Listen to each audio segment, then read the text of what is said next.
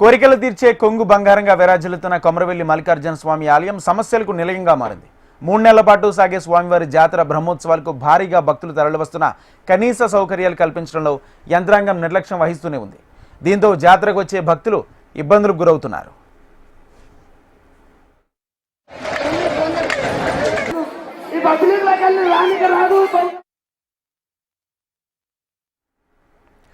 ఏటా సంక్రాంతి తర్వాత వచ్చే ఆదివారం నుంచి కొమరవెల్లి మల్లికార్జున స్వామి బ్రహ్మోత్సవాలు 3 నెలల పాటు నిర్వహిస్తారు. ఈ బ్రహ్మోత్సవాలకు తెలుగు రాష్ట్రాల నుండే కాకుండా మహారాష్ట్ర, కర్ణాటక, తమిళనాడు నుంచి వేల సంఖ్యలో భక్తులు తరలివస్తారు. జాతర జరిగే 3 నెలల పాటు నిత్యం వందల సంఖ్యలో భక్తులు స్వామివారికి మొక్కులు చెల్లించుకుంటారు. ఈ నేపథ్యంలో మంత్రి కొండా సురేఖ అధికారులతో సమీక్షా సమావేశం నిర్వహించారు. ఎలాంటి ఇబ్బందులు తలెత్తకుండా ఏర్పాట్లు పూర్తి చేయాలని సూచించారు. అయినా క్షేత్రస్థాయిలో మాత్రం ఏర్పాట్లు చేసిన దాఖలాలు కనిపించడం లేదు.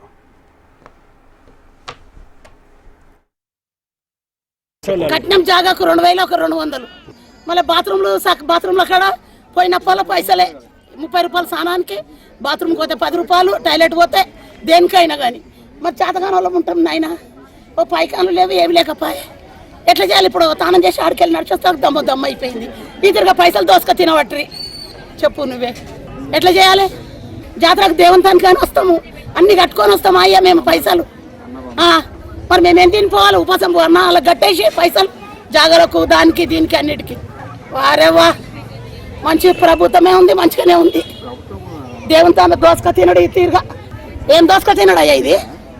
కళ్ళగాను పడది, చేత కాదు, నడుములు లేవై, కాల్పులు లేవై. చేతగాని వాళ్ళు చాలా మంది ఉన్నారు.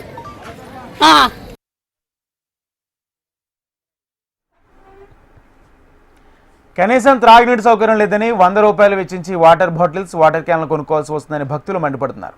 పార్కింగ్ దగ్గర కూడా కార్లకు 2 నుంచి 3,000, హెవీ వెహికల్స్కు 5 నుంచి 8,000 బలవంతంగా వసూలు చేస్తుందని ఆరోపిస్తున్నారు. ఉన్న డబ్బులంతా పార్కింగ్ల దగ్గరే దోచేస్తే భక్తుల పరిస్థితి ఏంటని ప్రశ్నిస్తున్నారు. నాన్న కాశీడకని వచ్చాను నేను.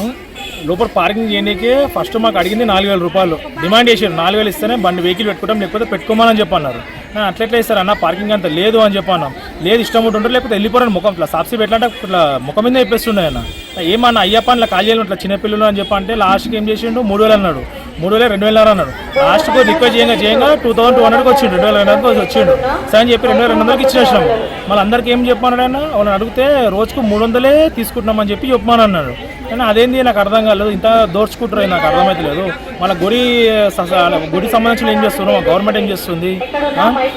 ఉన్నోళ్ళు లేని ఉంటారు, వాళ్ళ పరిస్థితి ఏంది? ఇట్లా వీళ్ళకి వేలు పెట్టుకుంటూ పోతే మళ్ళీ లేని పరిస్థితి ఏం చేయాలి? ఇక బిచ్చం ఎత్తుకొని తినాల్సింది ఇక అందరు కలిసి.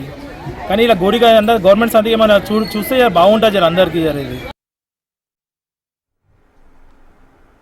ప్రతి ఏడాది బ్రహ్మోత్సవాల సమయంలో ఆలయానికి 25 కోట్ల రూపాయల ఆదాయం సమకూరుతుంది. అయినా భక్తులకు సౌకర్యాలు కల్పించడంలో అధికార యంత్రాంగం విఫలమవుతున్నారని భక్తులు మండిపడుతున్నారు. వసతి గృహాలు, టాయిలెట్స్ కూడా సరిగా ఉండడం లేదని చెప్తున్నారు. సరైన మెయింటెనెన్స్ లేక కోనేరుతో పాటు ఆలయ పరిసరాలు కంపు కొడుతున్నాయని భక్తులు ఆరోపిస్తున్నారు. స్వామివారి కళ్యాణం, జాతర, బ్రహ్మోత్సవాల ఏర్పాట్ల కోసం కోట్ల రూపాయలు ఖర్చు చేస్తున్నామని చెబుతున్నా ఇబ్బందులు తప్పడం లేదని విమర్శిస్తున్నారు.